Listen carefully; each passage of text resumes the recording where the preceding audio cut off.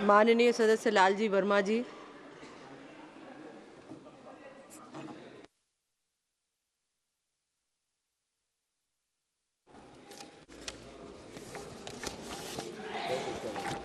महोदय, आपने चुनाव सुधार जैसे विषय पर मुझे बोलने का अवसर दिया, इसके लिए मैं आपका आभार व्यक्त करता हूं। हमारे कांग्रेस पार्टी के माननीय तिवारी जी, समाजवादी पार्टी के नेता आदरणीय श्री अखिलेश यादव जी ने इस पर प्रकाश डालने का काम किया है। मेरा भी ये मानना है कि हमारे देश के लोगों को बड़े संघर्षों के बाद लोकतंत्र मिला है। हमारे देश में पहले राजाओं का राज था, अंग्रेज आए, उन्होंने भी उन्हीं राजाओं के द्वारा ही शासित करने का काम किया। आज़ादी के बाद जब इस देश को नया संविधान बनाने का अवसर मिला तो हमारे देश के संविधान निर्माताओं ने ये फैसला किया कि अब इस देश में लोकतंत्र होगा, यानी जनता का जनता के लिए शासन होगा, और उसके लिए संविधान बनाने का काम किया गया। हर नागरिक को जो उस समय 21 वर्ष की आयु रखता था, वोट देने का अधिकार दिया गया। बाद में 21 वर्ष को 18 साल किया गया। मेरा ये मानना है, बाबा साहब भीमराव अम्बेडकर ने इस बात को कहा था कि लोकतंत्र को सुदृढ़ करना चाहते हैं तो हमें अपने सामाजिक और आर्थिक लक्ष्य वैध मार्ग से प्राप्त करना होगा।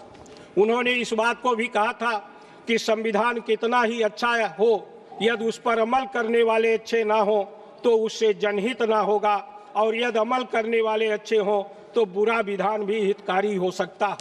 आज भारतीय जनता पार्टी उस लोकतांत्रिक मूल्यों को समाप्त करके इस देश में लोकतंत्र को कुचलने का काम कर रही है, और जिस तरह से संविधान को, ये पूरी तरह से संवैधानिक संगठन को, और इसका सबसे बड़ा परिमाण है कि जो माननीय सर्वोच्च न्यायालय ने एक फैसला देने का काम किया।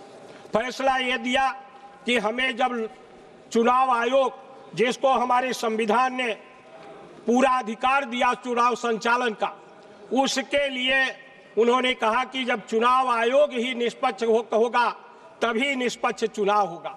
इसी आधार पर उन्होंने कहा कि जब तक नई विधि नहीं बनती है तब तक एक नेता विरोधी दल, एक प्रधानमंत्री और एक सर्वोच्च न्यायालय का न्यायाधीश उसमें मेंबर होंगे, जिनके द्वारा चुनाव आयोग की नियुक्ति होगी।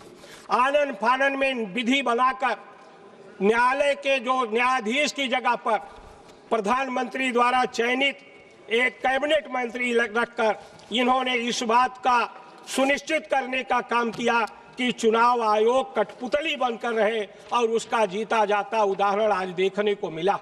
माननीय अध्यक्ष सभापति महोदया, मैंने स्वयं देखा है, मैंने बाई इलेक्शन देखा है। आप इस लोकतंत्र की खूबसूरती के चलते जो इन लोगों ने नफरत फैलाने का काम किया था, उससे प्रभावित होकर इस देश की जनता ने, उत्तर प्रदेश की जनता ने ये फैसला किया कि भारतीय जनता पार्टी को सत्ता से जाना चाहिए। और अयोध्या मंडल में 5 लोकसभा सीटें हैं, पांचों पर भारतीय जनता पार्टी को परास्त करके एक नया संदेश देने का काम किया था कि अब इस देश में सांप्रदायिकता नहीं चलेगी। इस बात को ध्यान में रखते हुए जब वहां उपचुनाव हुआ, मैं जिस सीट से जीतकर आया, मैं विधानसभा में सदस्य था। मैंने 45 वर्ष से 1980 से लगातार सक्रिय राजनीति में रहा हूं। मैंने 45 वर्षों में इतना भ्रष्टाचार, इतना बेईमानी और इतना जिस तरह से चुनाव को प्रभावित किया गया, मैंने किसी भी सरकार में देखने का काम नहीं किया। मेरी कटहरी विधानसभा क्षेत्र से मेरी पत्नी चुनाव लड़ रही थी। मैंने देखा कि वहां पर डीएम, एसपी, ये सारे लोग मिलकर गांव-गांव में 2-2 सिपाही नियुक्त किए गए, जो मतदाता सूची को छांटने का काम कर रहे थे, हमारे मतदाताओं को वहां से निकालने का काम कर रहे थे। इसके बाद से प्रधान और बीडीसी सदस्य, जितने भी सरकारी कर्मचारी थे, आंगनबाड़ी कातरी से लेकर शिक्षा मित्र तक, उनको जो है प्रभावित करने का काम किया, धमकी देने का काम किया।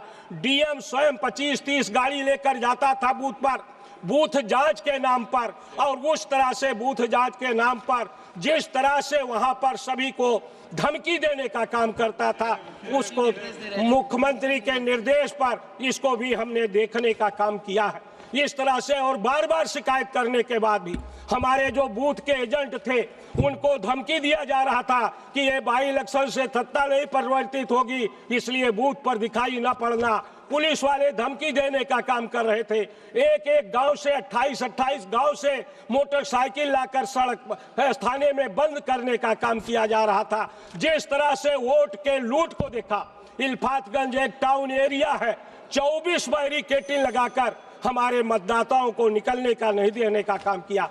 तो इसलिए निष्पक्ष चुनाव नहीं हो रहा है, ये सत्ता का और धन्ना सेठों का मिली भगत का चुनाव है। एक एक लोकसभा में 100 करोड़ 150 करोड़ चुनाव में पैसा खर्च हो रहा है। जब तक इसको समाप्त नहीं किया जाएगा लोकतंत्र जीवित नहीं रहेगा। इसलिए मेरा जो सुझाव है, सबसे पहला सुझाव है, माननीय अध्यक्ष महोदय कह रहा हूं, एक तो ये सुझाव है कि स्थानीय निकाय, ग्राम पंचायत और विधानसभा की मतदाता सूची कॉमन बनाई जाए। किसी मतदाता का नाम शामिल होने के बाद केवल उसके मृत्यु पर या उसके द्वारा आवेदन करने पर कि हम कहीं दूसरी जगह शिफ्ट होते हैं तभी उसका नाम हटाने का काम किया जाए।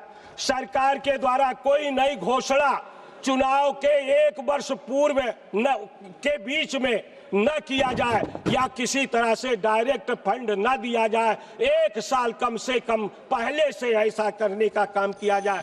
चुनाव आयोग की नियुक्ति में जैसा माननीय तिवारी जी ने प्रस्ताव किया है उसके आधार पर करा जाए।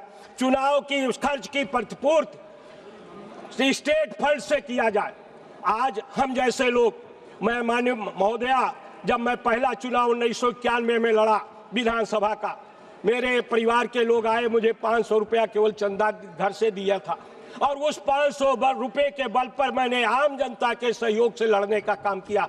लेकिन आज जिस तरह से हमें पैसे की इंतजाम करना पड़ता है, तो इसलिए इसका फंडिंग स्टेट फंड से किया जाए या तो चुनाव में मिलने वाले चंदे पर इनकम टैक्स से मुक्ति करने का काम किया जाए।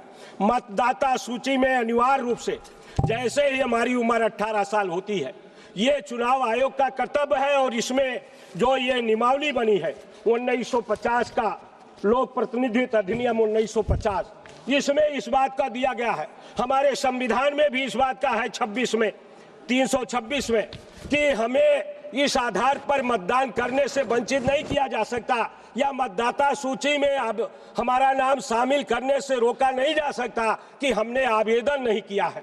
हम 18 साल की उम्र के हो गए, हमारा नाम अनिवार्य रूप से शामिल किया जाए। दूसरा एक बात कह के मैं अपनी बात खत्म कर रहा हूं। माननीय अध्यक्ष महोदय, अभी रामपुर में एक माता पर, एक महिला पर FIR हो गया। इसलिए FIR हो गया कि उसके बेटे विदेश में थे, उन्होंने SIR फार्म भर दिया। हमारी जो ये नियमावली है